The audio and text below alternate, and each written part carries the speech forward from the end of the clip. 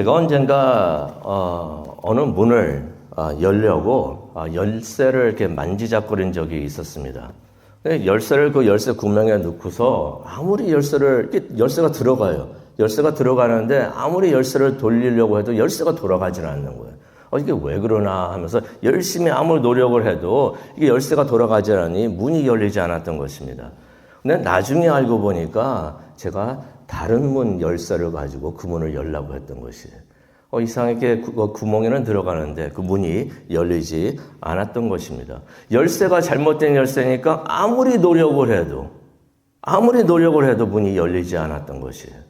문을 열려면은 맞는 열쇠, 그 문에 맞는 열쇠를 사용해야 된다는 그 우리가 너무나 잘 알고 있는 그 진리를 다시 한번 깨달았던 것입니다. 이스라엘이 40년간 광야를 떠돌아다녔습니다. 우리가 신명기 2장을 통해서도 봤죠. 11일 정도면 올 수 있었던 거리였는데 40년이 걸렸던 것입니다. 그 이스라엘 백성들이라고 그들이라고 그러고 싶었을까? 가나안의 문을 열려고 그들도 무척이나 노력을 했을 터인데 문이 열리지 않았던 것입니다. 뭐가 문제였을까요? 가나안의 문을 여는 열쇠가 없었던 것입니다. 2절을 보게 되니까 오늘 하나님이 주시는 말씀 2절을 보게 되니까 이런 말씀을 하십니다. 하나님께서 너희가 40년간 광야를 걷게 하셨다라고 말씀하시면서 그 이유가 2절에 나옵니다. 너를 낮추사 시험에 너의 마음에 무엇이 있는지 명령을 지키는지 알려고 그러셨다라는 말씀이 나옵니다. 가나안의 문을 여는 그 열쇠가 무엇이었나요? 2절에 나오죠. 겸손과 말씀, 순종이었다는 것입니다.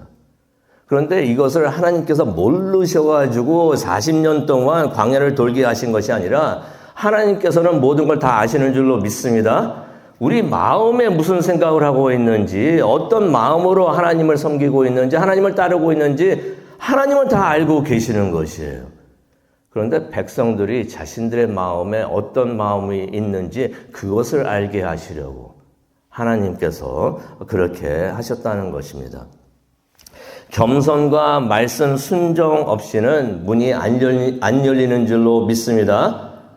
하나님 앞에서 겸손하고 또 말씀에 순종을 할 때 문이 열릴 줄로 믿습니다. 그래서 3절을 가게 되면은 하나님께서 모세를 통해서 똑같은 말씀을 해주시는데 오늘 약간 말씀을 바꿔서 말씀해 주십니다. 3절을 보니까 또 이런 말씀하십니다. 너를 낮추시고 이게 겸손이 얼마나 중요한지 하나님께서 2번이나 말씀을 하세요. 너를 낮추시고 우리가 낮아지기 원합니다. 우리가 낮아져야 되는 것이. 그러면서 이런 말씀을 하십니다. 사람이 떡으로만 사는 게 아니라 이거 우리가 잘 알고 있는 말씀이죠. 예수님께서 시험 당하셨을 때 예수님께서 사용하시는 말씀입니다. 사람이 떡으로만 사는 게 아니라 떡으로만 사는 줄 알았는데 그래가지고 우리가 열심히 돈을 벌려고 하고 있는데 떡으로만 사는 게 아니라고 말씀하십니다. 여호와의 입에서 나오는 말씀으로 사는 걸 알게 하시려고 하나님께서 그렇게 이스라엘 백성들을 40년 동안 광야를 돌게 하셨다는 것입니다. 이 3절 말씀도 2절 말씀을 달리 표현하시는 거죠. 결국 하나님께서 하시고 싶은 말씀은 겸손하라, 그리고 말씀에 순종하라. 이것을 정리해서 하나님께서 6절에 다시 말씀을 하십니다. 6절 참 중요한데요. 밑줄 그시기 바랍니다. 3가지를 말씀하시는데요. 6절을 보니까 내 하나님 명령을 지키고 말씀 순종하라는 거죠. 그의 길을 걷고 하나님의 뜻을 따르라는 것입니다. 그리고 그를 경외하라, 두려워하라 라고 말씀을 해 주시는 것입니다. 이게 가나안의 문을 여는 열쇠가 되었던 것입니다. 말씀을 순종하고 그의 길을 걷고 그를 두려워하라, 예배하라 라고서 말씀을 해 주시는 것입니다. 이스라엘이 이것이 가나안 문을 여는 열쇠라는 것을 깨닫는데 40년이 걸렸던 것이에요. 그래서 이제 40년이 다 돼가지고 이제 가나안에 들어가려고 하고 있는데, 근데 우리가 이것을 깨닫기를 원합니다. 지금 하나님께서 6절에 말씀해 주셨던 거, 하나님의 말씀에 순종하는 것, 말씀을 삶으로 사는 것, 그의 뜻을 따르는 것, 또 하나님을 예배하는 것, 이것이 가나안 문을 여는 열쇠만 되는 것이 아니라 모든 닫힌 문을 여는 열쇠가 되는 줄로 믿습니다. 성도님은 혹시 어떤 닫힌 문을 열려고 지금 열심히 노력하고 계십니까? 문을 열려고 하는데 문이 열리지가 않습니까? 무슨 문을 열려고 하십니까? 열쇠가 바라야 되는 줄로 믿습니다. 하나님 말씀에 순종하시기 바랍니다. 하나님의 뜻을 찾고 내 뜻이 아니라 하나님 뜻대로 하시기를 바랍니다. 그리고 하나님을 두려워하시기를 바랍니다. 성경에서 두려워하라는 것은 하나님을 예배하라는 말씀입니다. 하나님을 진심으로 예배하시기를 바랍니다. 그러면은 성도님께서 열고자 하는 그 문, 이게 왜 안 열리나 하면서 아무리 문고리를 잡고 흔들고 문을 두드려도 안 열리는데 이게 왜 안 열리는가? 이 열쇠로 그 문을 여시기를 바랍니다. 하나님께서 그 문 열어주실 줄로 믿습니다. 그런데 이 문을 여는 그 열쇠는 공통점이 있습니다. 다시 한번 제가 말씀을 드리겠습니다. 하나님 말씀을 지키라. 하나님의 길을 걸으라. 하나님을 두려워하라. 여기 공통점이 무엇인가요? 공통점이 무엇인가요? 다시 한번 읽어드릴까요?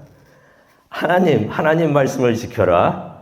하나님의 길을 걸어라. 하나님을 두려워하라. 누가 말씀하셨어요? 바로 하나님이 공통점인 것이. 요점은 무엇이냐면은 하나님이라는 것이. 열쇠가 세 가지가 있는데 그 세 가지 다 복잡해가지고 너무 길어가지고 외우기 힘들면은 잊어버릴 것 같으면은 이것만 기억하시기 바랍니다. 답이 하나님이라는 것이에요. 하나님이 닫힌 문을 여는 열쇠가 되는 줄로 믿습니다. 그래서 하나님을 잊지 말라라고서 신명기 8장을 통해서 말씀을 하십니다. 그래서 11절을 보게 되니까 네 하나님 여호와를 잊어버리지 말라라고서 말씀을 하십니다. 모세가 가나안에 들어가는 그 백성들, 모세는 못 들어가요. 못 들어가니까 마지막으로 해주고 싶은 그 모든 말들을 설교를 통해서 그 백성들에게 다 해주고 있는데 그 해주고 있으면서 하는 말이 무엇입니까? 무슨 일이 있어도 하나님을 잊지 말아라. 하나님을 잊지 말아라. 근데 그렇게 생각할 수가 있어요. 어떻게 하나님을 잊어버릴 수가 있는가? 하나님은 에베네셀의 하나님이신데 지금까지 많은 은혜 주시고 많은 복을 주셨는데 그런 하나님을 어떻게 잊을 수가 있을까? 큰 은혜 받았는데 그 하나님을 어떻게 잊을 수가 있는가? 그런데 오늘 말씀을 보다 보니까 우리가 받은 복이 많으면 그 복이 독이 될 수 있다라는 것을 우리가 깨달을 수가 있습니다. 12절로 가기를 원합니다. 12절을 가니까 이런 말씀이 있습니다. 너희가 먹고 배부를 때에, 좋은 집을 짓고 살 때에, 또 13절입니다. 소와 양과 은과 금 가진 것이 풍부해질 때, 14절입니다. 네 마음이 교만해져 네 하나님을 잊어버릴 수가 있다라고서 하나님께서 모세를 통해서 말씀을 해 주십니다.